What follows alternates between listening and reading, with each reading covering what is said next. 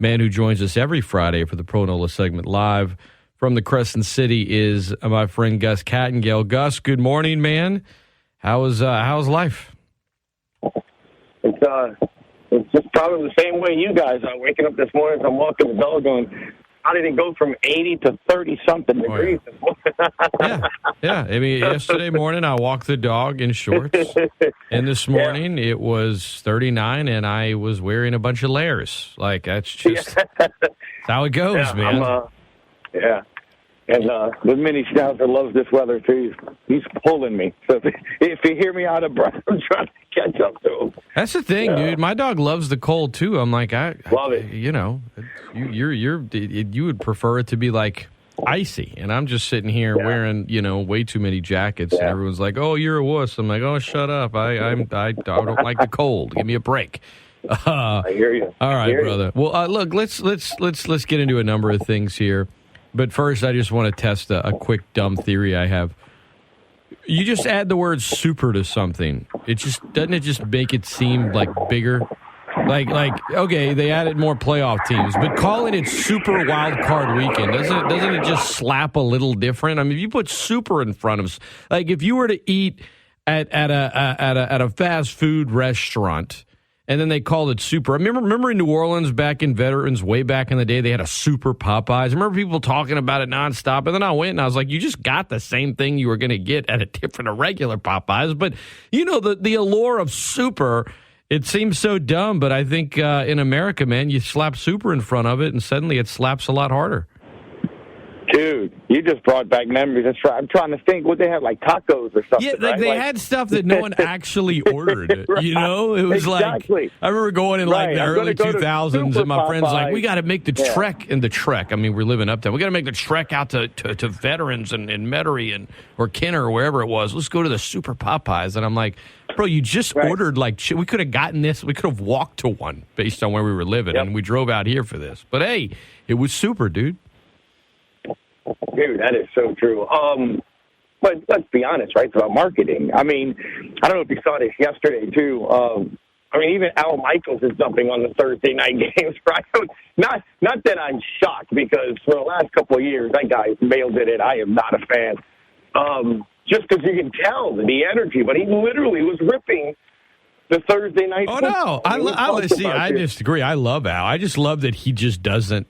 No way. He's in his late 70s, and he's just like, exactly. I'm not gonna sit here and try to act like I'm selling you guys a 5-course meal. Like, this is awful. Like, this is a bad meal. But still, look, that's my point, right? So, I mean, everything and anything the NFL really does now is, it is all about money, and it is about things like that and marketing, right? So. It's probably the same thing you see businesses do, like you just mentioned, whether it's Super Popeyes or, it was funny.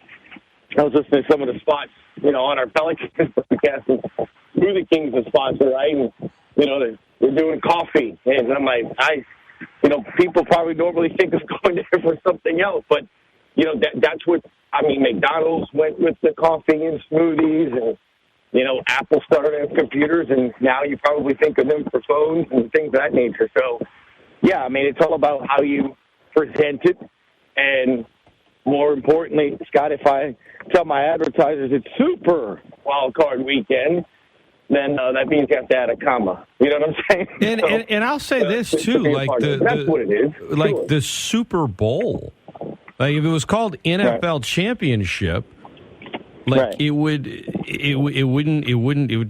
wouldn't slap as hard. And on top of that, if they did just call it NFL Championship, and I realize the first Super Bowl it took place before the merger, and I get the whole AFL NFL merger, but if they just called it like NFL Championship, then I think they would. No, but I also think you would look at, they wouldn't say like, wow, Cleveland's never even been to a Super Bowl. Like, it'd be like, yeah, Cleveland's won NFL championships, but it was way back in the 50s and 60s. Like, the fact that they added super to it makes it bigger. It's fitting, right? But it also, like, kind of just, the fact that they just reset it as an entirely new thing, when in reality it's like, that first Super Bowl with the Chiefs and Packers, the merger hadn't really happened yet. So I don't know. You know what I think now? Hearing you say that, and I honestly don't know. I'd probably have to Google it or ask somebody. But I mean, remember when all that started? I mean, it's so different than what it is now, right? We think of bowl games in college football, and as too many in BCS, and now playoff. But you know, I was talking to Steve Barrios, the Tulane Hall of Famer, who's been on the broadcast for 40 years, played for Tulane and all that. Like, he speaks of the Cotton Bowl with a certain nostalgia that I guarantee you 80% of listeners probably just don't feel it, right? Because back then, the Rose Bowl or bowl games were a big thing. So I wonder if that's why they went with the bowl thing, you know, where it's like, this isn't just a college bowl game or something like that. This is the Super Bowl. I mean, it's just better than any other bowl game that you'll ever see. I guess that's maybe why they went with it. I don't know. It would make sense to me. There's in that era, bowl games were special. Yeah, that makes sense. It was Lamar Hunt, the Chiefs owner, who I've actually read the backstory here, and I want to correct myself. The first Super Bowl did take it was the merger why they wanted to change the name of it. So where I was confused is they didn't start calling it a Super Bowl until Super Bowl III, but then they said we're gonna just refer to the last 2 years as Super Bowl. So like when they played the first Super Bowl, they weren't calling it the Super Bowl, and then you know at some point Lamar Hunt. There was a toy back then in the 60s called the Super Ball. And you know, and he was like, you know what? What about the Super Bowl? Right? He coined it and he died. Okay. Lamar, you know, he died back in I think 2006, but he coined it just because he was inspired by a Super Bowl. And, you know, I think in the Hall of Fame, there's like some Super Bowls in Lamar Hunt's Super Bowl gallery. So, yeah, that's I think I read it. It was like 10 years ago I read it. It's all a little fuzzy now. But, you know, it was originally just going to be the third World Championship game, Super Bowl III. That's what they were calling it. So we'd be, the 58th World Championship game is going to be, it doesn't work as good as Super Bowl. Anyway, And he's like, we got to change the name of it. And so they went into the Colts-Jets game, and they're like, let's start calling it the Super Bowl. And then 2 years later, they're like, let's add a Roman numeral. And then that's when that started, the Super Bowl V. And it's just kind of stuck, man. I can't imagine it without it. But AFL NFL championship game is not. It doesn't work, man. You got to call it the Super. Put Super in there, shorten it up.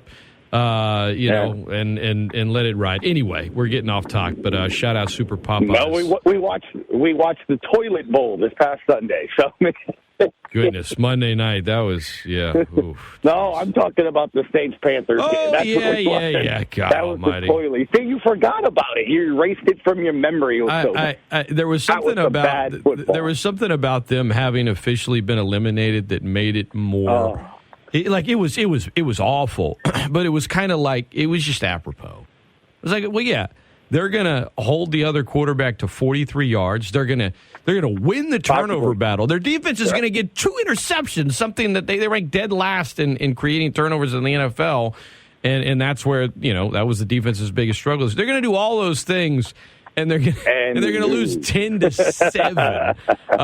It was like that's the 22 Saints right there. That game sort of just summed it all up. And so with that, the focus immediately went from that was gross, but let's talk about the offseason. Whereas had there still been a chance for them to make the playoffs, I think everybody would still be, you got to fire Dennis Allen, I think while there were a lot of fans that hoped that would happen, even though we told them whether you wanted to or not, they're going to keep Dennis Allen around. I think they've now started to accept it. But the offseason, Gus, I'm going to ask you this about the Saints before we get into the Pelicans. The offseason right now, the focus of the fans are two things right now. It's the former coach that quit on the team, that left when things got hard, and Sean Payton. Where is he going to go, and what kind of draft compensation are the Saints going to get? That's the first thing they're thinking of. And then the second is, who's going to be the quarterback of the Saints next year? There, Right. I understand that I understand the Sean Payton part of it because people love draft picks, especially first round ones. That could be fun, and then obviously quarterback's the most important position in sports. But on top of that, I'm like, there are a lot of other major offseason questions that this team has to answer. Can they start answering some of those before these other two questions are answered? Like, how much is draft compensation for Sean Payton and making a decision about quarterback? How much are those two things, in your mind, going to dictate all of the other big looming questions the Saints have this offseason? Yeah, man, variables, right? I mean, that's what I've been using. I've used that word so much this week because that's the reality of the situation here, right? And it all starts with, how do you view your team? I mean, you've heard Sean for years talk about bye weeks and stuff and self-scouting, doing it in the off-season. But you rather quickly have to your point. And when I say rather quickly, you got about 2 weeks here. And within those 2 weeks, you have to make an honest assessment of what kind of football team you are. There was an overestimation of the roster, I believe. You and I talked about this on Wednesday. There's three probably really big reasons why this team is not in the playoffs, and that's got to be one of them. And that, kind of like the year before that, Sean Payton overestimated how good his receivers were, right? And you saw that they weren't, and it cost him in his last year with the Saints head coach. And I think going into this past season, this team thought they were in a certain spot and could have gone in a certain direction with the current staff they have because they hired all of those people before they went for Deshaun Watson, right? To your point. So, yeah, I think leadership, which under that, of course, is coaching, assistants, what have you, and front office, because I was bringing this up yesterday. I think we're focusing a lot on what the Saints want and things of that nature. Don't forget, I think, from Kai to Jeff Ireland, I mean, those guys are going to be looked at. And if Sean Payton gets a job, does he bring one of those guys over there? A lot of people are kind of looking at the Sean Payton situation going, he wants both titles. I don't think that's the case at all. I think he wants to be able to pick who his GM is and let the GM do GM things, then he's going to have the power. But so what if he plucks Jeff Ireland, or the cap guru Kai in the building, who he is the guy. When it comes to that, a lot of people feel it's only a matter of time before he becomes the general manager. That's going to be an issue if you lose a lot of the brain trust, because Scotty goes back to the most fundamental thing. Who's picking the quarterback? Who's picking the offensive coordinator, which I think is a foregone conclusion, right? Who's deciding if Dennis Allen's the right guy now, 4 games in next week? They have so many question marks and variables, like you're saying, that they have to do, and looming on the horizon, whether it's this offseason, whether it's next offseason, at some point, Cam Jordan, Lattimore, Kamara, in the next 3 to 5 years, those guys are not going to be on your football team. That's captains. Those are star players. Those are impact players. And those are high money level players, right? I mean, you still got to think about what you're doing with Michael Thomas and things of that nature. So I guess what I'm getting at is leadership and brain trust, man, is going to be a huge, huge thing. So, yeah, what Sean does in the next, week or so. He has interviews already starting on Tuesday, the first day you can do that. And why I said 2 weeks is because you can't start interviewing assistants until the 28th. But you look at a guy like Mike LaFleur. I had Ross Jackson on from Locked On Saints yesterday, who gave and painted a very give this guy a call picture, like now, as to why he would be a great offensive coordinator. West Coast principle, Shanahan sort of disciple. These are things that make sense because it goes into then, Scott, into what do you want to do at quarterback? And, you've seen whether it's McDaniels, whether you've seen whether LaFleur or what Shanahan does or Brock Purdy, you can maybe win with a not $100 to $200 million quarterback, which is, as you know, I started last week with you, and we talked about it again on my show this week. That's where I'm going. I don't want to use high draft picks and capital and all that, but you brought up a great point on Wednesday. If I'm Dennis Allen, am I surviving a 3-14 season? Am I staying around doing that? So you got a man that's probably coaching for his job. You got an organization that may or may have changes at leadership. You have to decide what you're doing at quarterback in the future. I'm not even talking about this season because, as we talked about on my show, I'm like, look, there's plausible scenarios where I'm like, you know what, we're running back with Taysom. Worst case, we win 4 or 5 games. Best case, it's a weak division. We're Seattle this year. I mean, I think Seattle this season is my best case next year to where you can get your captain house in order, things of that nature, and then worst case, you're drafting high and you draft a franchise quarterback. Because whether it's a veteran, free agent, or a draft pick, you're hoping that quarterback is good. I mean, nothing's guaranteed, right? So there's so many variables that matter. Do you get the third? Do you get the second? Do you get the second and 12th? I know Saints fans are saying that. I spent all day yesterday talking with people.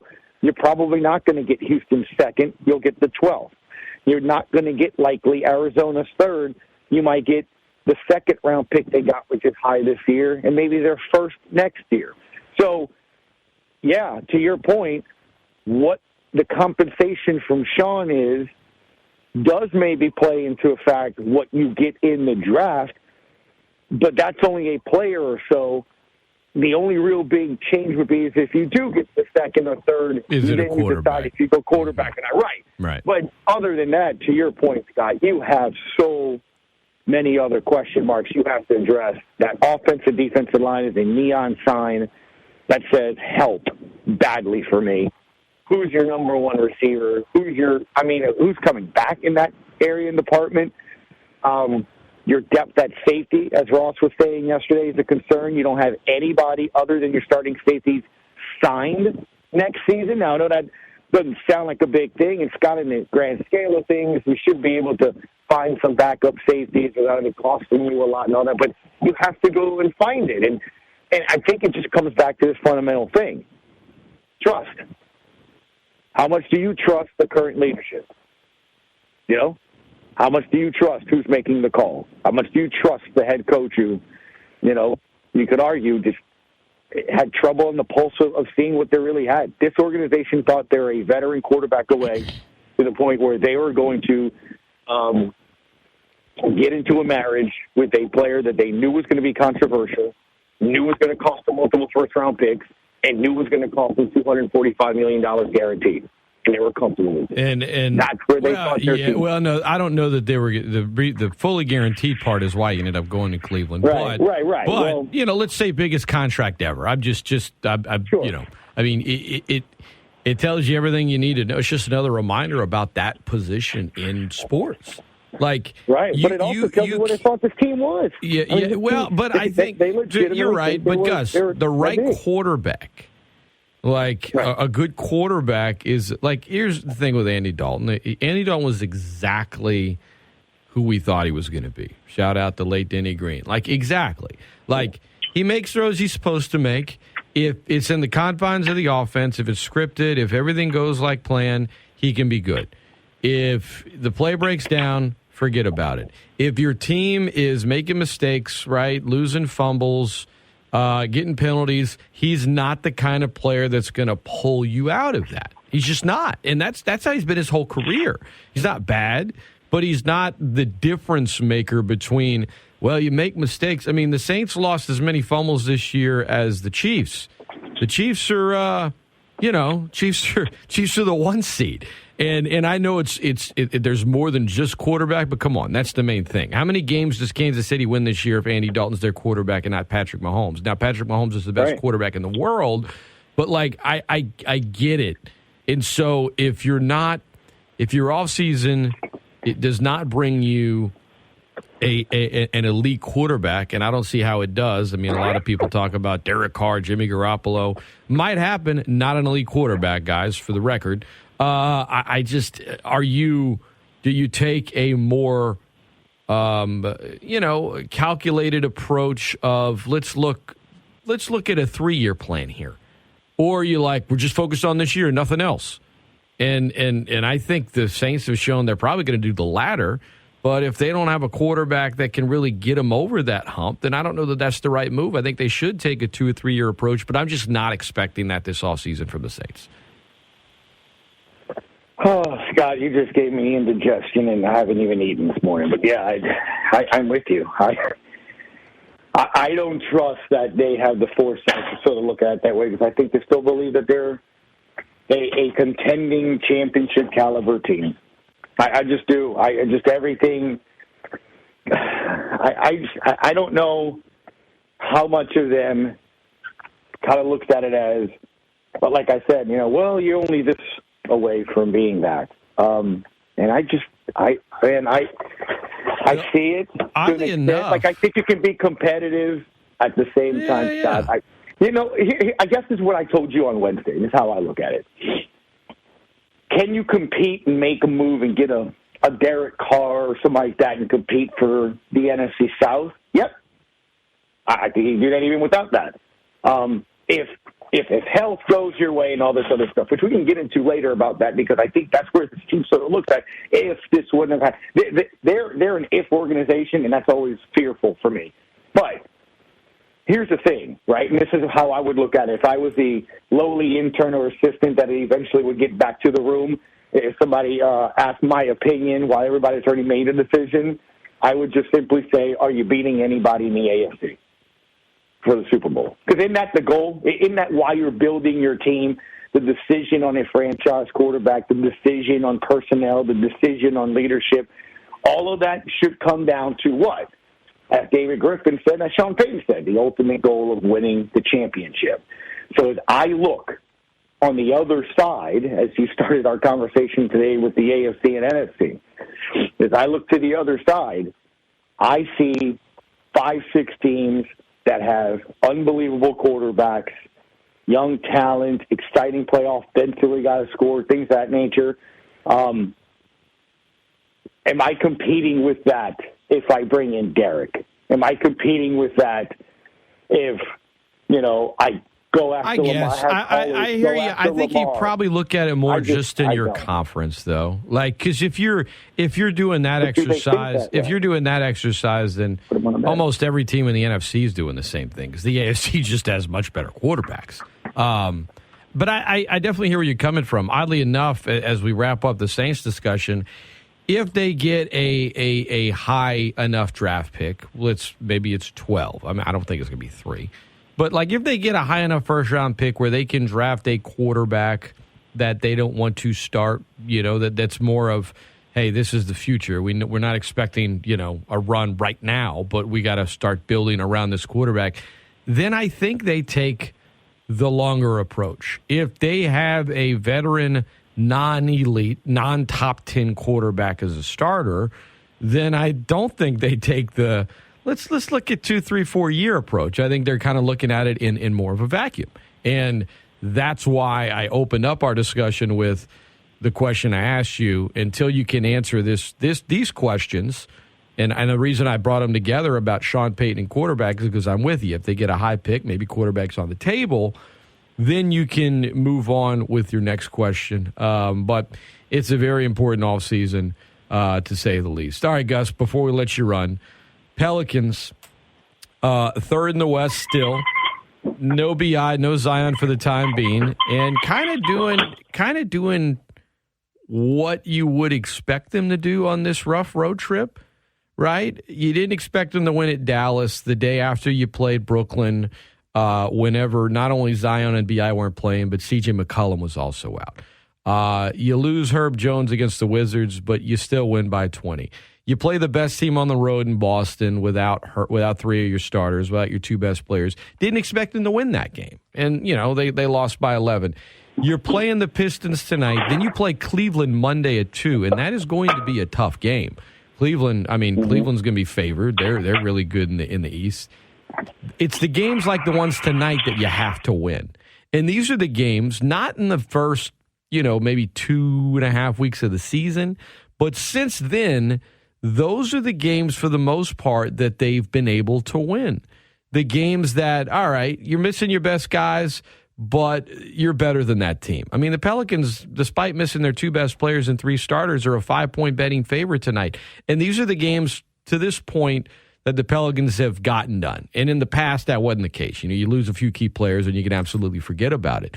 So, that's kind of how I've approached this whole road trip. I was like, listen, they can get through the road trip and beat Washington and beat Detroit, then that's what I expect. If they can steal one other game, then that is a huge success. If not, okay, so you go on the road trip and you're 2-4. Oh, Scott, that's not bad. Not when you look at it with a realistic mindset, which means a game like tonight, which isn't going to be nationally televised. It's not going to be, the big game on the NBA schedule that people are talking about. But from a Pelican standpoint, it's about as important as it gets, because these are the ones that if you stack those games, then, when you play at Orlando a week from today, those are the ones, right? That's what you got. Those are the games you've got to win. When you host Washington on January 28th, get those done. And then when you get your guys back, then you start, maybe the games you're not favored in, the top 5, top 6 teams in the league. Now you want to compete. Now you want to win some of those games. That's my long-winded way of saying, look, New Orleans at Detroit in the grand scheme of an 82-game season, no one's looking at it and saying, that's one I have circled, because you wouldn't. I get it. It's not exactly circled, but when you look at where they are currently, this is a really important game tonight. If you lose tonight and then you lose Monday, then it's a rough road trip where you only got one win, right? Win this one tonight, and you can realistically look in the mirror and say, you know what? All the games they were favored to win, expected to win, they got the job done, which means to me, I don't care what the final score is. Just make sure you win tonight, period, because it's, in the grand scheme of it, man, this is important. You want to be a top 3, top 4 seed in the West. There isn't a single team in the Western Conference that has a winning record on the road this season, not a single one. So home court advantage is going to be very important in the playoffs, and these are the kind of games that you stack enough of them, you're going to be a top 4 seed. Maybe you're going to be a top 3 seed. Just go get the job done tonight. I don't care how, just get it done. I don't care what role player steps up, just get it done, period. Yeah, I think you bring up a very good, point on that. In that, I think one of the things that you see is those games that you have to have matter, and that you have to get the wins that you can somehow muster, because they all do, man. Because the West is so tightly put together. It was brutal last night watching the Mavericks and Lakers go into double overtime, because you want the Lakers to lose because they're Lakers, but they've been playing well. Yeah, and they're getting closer to they're going getting out of but Dallas is behind you, so you would have liked them to lose to buy you a little bit more ground. Look, the week that you found out Zion was going to be out for 3 weeks, at least. Yeah. That first game, Scott, was 3 weeks. I mean, was 22 games, and you came on the show and we talked about it. If I could still be 6 or above, at the All-Star break, I'm okay with it. I'm happy. Zion's going to be back before the All-Star break. I think, right? So, because 3 weeks, even if it's a month, it's still before the All-Star break.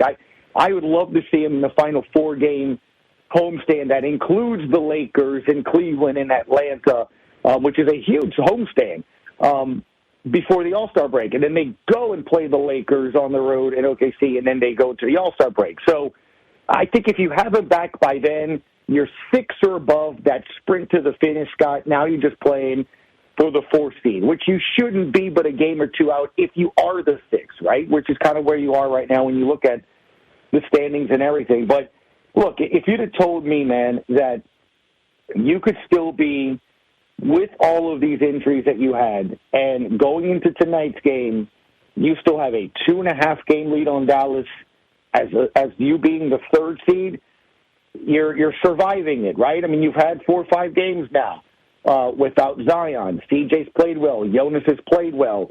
Trey Murphy eventually is going to get going here. To your point, sometimes next man up and just being undermanned is too much. You saw that with Boston. It's hard to beat Jaylen Brown and Tatum when they're combining for 70, which, by the way, that was the 10th time they've done it this NBA season. So they're good. I mean, you're not going to beat championship-caliber teams without two all-star players when they do. So the fact that you can play with some of these teams, I think, makes me feel even better about this Pels team. They're deep, and you saw at Washington, they can smoke teams, even without their best players. It's a matter of them getting their players back. So I wish I could tell you from an insider standpoint, man, and doing their games, what's up with B.I. and when we're going to see him. Man, I'm telling you that everyone on that team is talking about it, and they don't know. But I mean, my prediction is Saturday, January 28th against Washington. That's my prediction based on a doc. I mean, look, I have no idea. I asked the doctor about that, a toe contusion and a time frame, and that's how I came to that. But who knows? Well, like I said, look, All-Star break, right? That's how I look at it. I'd love both of them back by then. I think you're going to get at least one of them back by then. And then I do love him. I got this guy that calls the show all the time. He's so concerned that Zion's going to come back 100 pounds heavier and all this stuff, which is why I'm like, go and look at his trainer's videos. The guy's like doing rope. He's doing all kinds of different things. He's got a personal chef. He's all right. He's all right. This isn't Zion, out for a year. Right. He'll be back. He'll be fine. Last thing, Gus, I'll let you run. Shout out Naji Marshall. I mean, how do you stay in the top three when you're missing your best players? He's a big reason why. The guy can guard every position. What I found worth noting in the win against Washington, when Herb Jones left, they put Naji Marshall on Porzingis, who's 7'3", and it was like they didn't miss anything. I mean, he is ultra aggressive. The nickname The Knife is absolutely perfect. He can defend every position. He can come off the bench. He can start when you need. In the last 5 games, he started all of them. He's averaging 20 points. I mean, the guy from two-way contract, undrafted rookie in 2020 to this 3-year, $3.4 million deal they have him on, which is a steal. Jose's as well. I mean, we talk about being the deepest team in the league, but also the mindset of the team. Shout out Naji Marshall. I know that number 8 jerseys aren't sold in that store right. at the Smoothie King Center, but by the end of this season they will be, man, because he's earning. I think he's earning the respect of the whole league right now, the way he's playing. I would argue that he's probably as important this year to the way Herb was, I think, last year. I don't think this team wins nearly the amount of games. It's not even that. Bingo. I think it's also the fact of the leadership. You've heard him this year say, if you want to go to Zion, you have to come through me. So you saw an enforcer sort of mentality pop up within there. The knife, man. Right. The knife. Yeah, exactly. You know what he reminds me of? And, dude, my name, I horrible with names. Remember when Milwaukee won the NBA championship? They have a player, and I'm just terrible with names. I just forgot about it. But they have a player that kind of reminds me sort of that. I mean, obviously he was more of a three-point shooter and scorer, but he's the fan favorite, and he's that guy. He's a hard worker player that sort of does those things. And that's the beauty of, I think, when you look at this team, Scott, is that if they do get their players back, Naji, Trey, Jose, all those guys, that's your bench. Like, those are guys that are coming off and don't have to play 30 or high 20 minutes that I think taxes their body. And, you and I have talked about this before. I think the problem that you have is that when you have to play these many minutes and you have to depend on these guys to give you starter contributions, it taxes your bench because you're not as deep from that aspect of it. But, right now you sort of, quote-unquote, need Trey Murphy to give you double digits, Naji averaging 16, 18 points, so you need that. Whereas opposed, I think eventually it'd be great if, hey, that's just the contribution to give you that night off the bench because your other guys are giving you 30 points and stuff. So it's what I say, man. Survive, get to the All-Star break, and then I think that the Pels are going to have a really good chance to at least maybe go to the second round. I really think that. Gus Kattengell has been our guest. Give him a follow at GCat_17 at GKATT_17. Appreciate the time, my friend. Gus hosts the Sports Hangover in New Orleans, weekdays noon to 3, ESPN 100.3. Also, pregame, halftime, and postgame show on the New Orleans Pelicans radio network. Those locally in the Acadiana area, you can hear Pelicans games over on Talk Radio 960 on the AM dial. Gus, appreciate the time as always, my friend. Have a great weekend, and we'll talk to you soon. Sounds good, man. Thank you, Scott. You got it. Have a good weekend. You got it. All the best.